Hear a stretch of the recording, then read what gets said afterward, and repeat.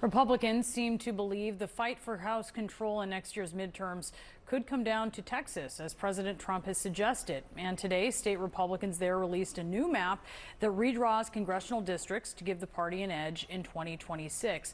Currently, the congressional districts in Texas are divided like this: 13 Democratic seats, 25 Republican seats. But if Texas Republicans get their way, the map could shift to just 8 Democratic seats and 30 Republican seats. The new map will no doubt be on the agenda for House Democratic leader Hakeem Jeffries, who is expected to visit Texas today to try to help figure out a countermove.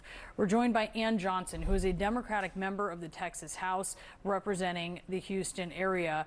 Thank you so much for being with us. What is your reaction as you've taken a look now at this proposed congressional map that Republicans in your state have just put out? Well, it's an obvious, blatant power grab by Governor Abbott, who seems to not be able to tell Trump no. And just as you pointed out, the map has just dropped. It's been thrown on Texas legislators as we're getting ready in the special session where we should be addressing more significant issues for our state. Nobody is asking for this except for Trump. And it is purely intended to try to protect him from the will of the voters. We know that what he has passed recently and what he calls the big, beautiful bill, but is really ugly for us. And the fact that there are going to be millions more people that are going to be cut off their health care, their access to coverage. And of course, we're all going to pay the price for that. And so voters are not happy about what they're doing in D.C. And so he wants to take away the power of their vote, change their lines, and pick their elected officials. Well, you have the House Minority Leader meeting with Texas House Democrats in Austin today. Hakeem Jeffries there. What are you expecting to hear from him? What do you want to hear from him? We're grateful that he is here, and we are grateful to have Democrats nationwide paying attention to what's happening here in Texas, because this is what we always see. What they start with here at home in Texas, they're going to carry to your places. And so Trump believes that he can get his party to uphold his will and violate the will of each and every one of our constituents. And if they will do it here in Texas, then you've got to be prepared. Do your folks have the backbone to stand up to them? Because we're not seeing that here. And so I am grateful that Leader Jeffries is coming to visit with us. We look forward to continuing to talk with him about what we all need to do to fight these discriminatory maps and protect the will of the voters and the voice of the voters. With that national attention is also coming some national pressure on Democrats there in the Texas House to break the quorum of this special session that is dealing with redistricting.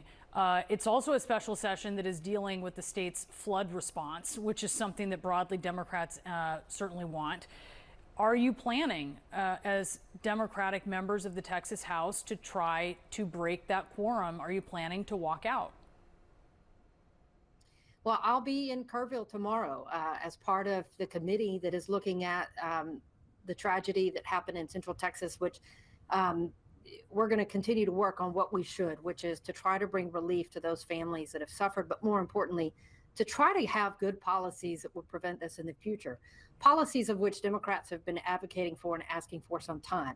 When you ask about the idea of a quorum break, I think it's really important for people to remember this is a constitutionally protected tool put in place by our founding fathers when the majority goes off the rails, and in this circumstance, to corruptly try to steal the voters' voice and their districts on behalf of Trump.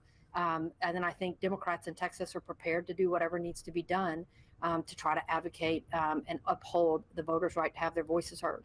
So it certainly sounds like you are really considering it. I mean, are you leaning towards it? How would you characterize your position? I think everybody recognizes that we need all tools available to us. And I am just grateful that the founding fathers of Texas recognized there may be a time where you need this tool. It is an extraordinary act. It is an extraordinary act, but it is only to be used in a circumstance where the majority has gone so far awry of the interest of everyday Texans. Is this one of those? I'm grateful the tool is there, but we shouldn't have to be in a position to use it. And so right now, Texas Republicans continue to show that they won't stand up to Trump. And I think that's what everybody around this nation needs to recognize. If Texas Republicans, in a state that's run by Republicans, if they can't stand up to Trump, if they don't believe they have the backing of their constituency to do what's best, and they will do whatever Trump is asking them to do, then everybody needs to be concerned about where we are in the nation. And so this is, of course, this is the first state they're trying it in.